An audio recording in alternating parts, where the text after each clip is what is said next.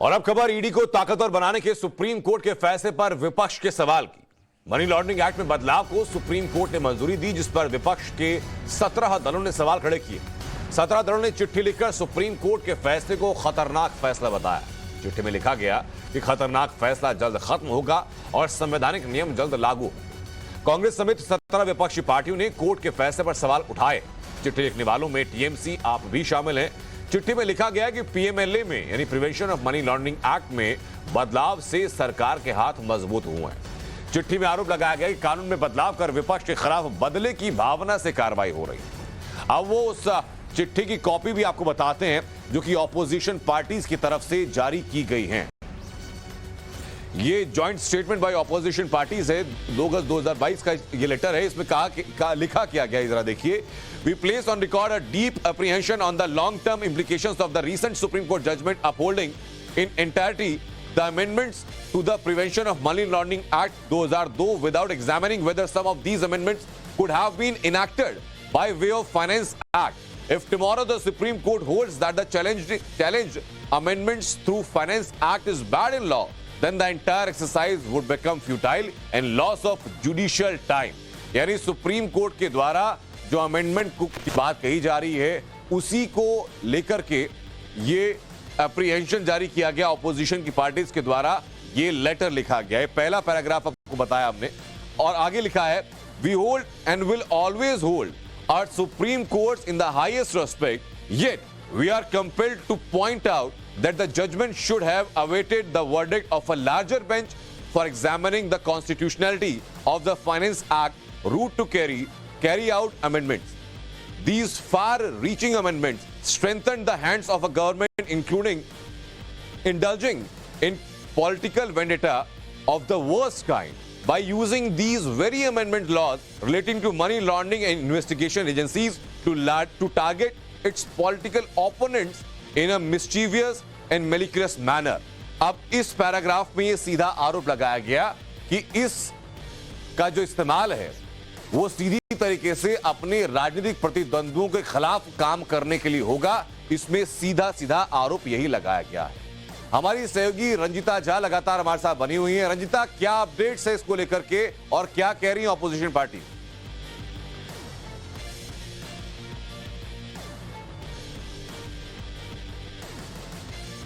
समझ की रंजिता तक आवाज अभी पहुंच नहीं पा रही, वापस कोशिश करेंगे रंजिता के साथ जुड़ने की।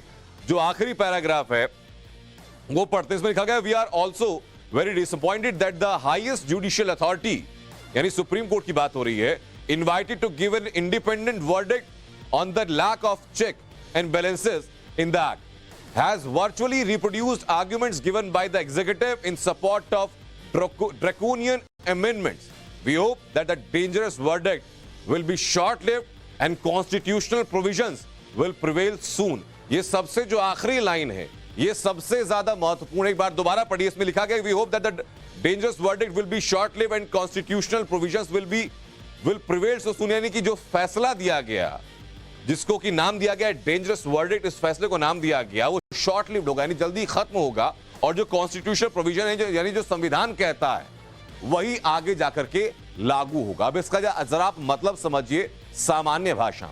सामान्य भाषा में मतलब यह है कि जो कोर्ट के द्वारा जो फैसला दिया गया वो खतरनाक है, अगेंस्ट द कॉन्स्टिट्यूशनल वैल्यूज है, ये विपक्ष मान करके चल रहा है, ये तमाम पार्टीज मान करके चल रही।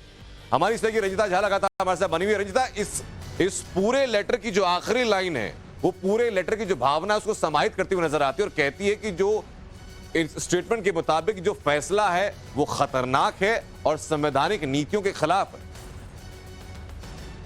आनंद, देखिए, prevention of money laundering act की बात हो रही है और 2002 में जो ये एक्ट बना था उसके संशोधन की उम्मीद की जा रही थी विपक्षी पार्टियों की तरफ से। पिछले दिनों जो सुप्रीम कोर्ट ने फैसला दिया कि प्रिवेंशन ऑफ मनी लॉन्ड्रिंग जो एक्ट है उसमें किसी तरह का बदलाव नहीं होगा, उसमें गिरफ्तारी से लेकर सवाल जवाब करने तक तमाम अधिकार जो है वो मिलेंगे।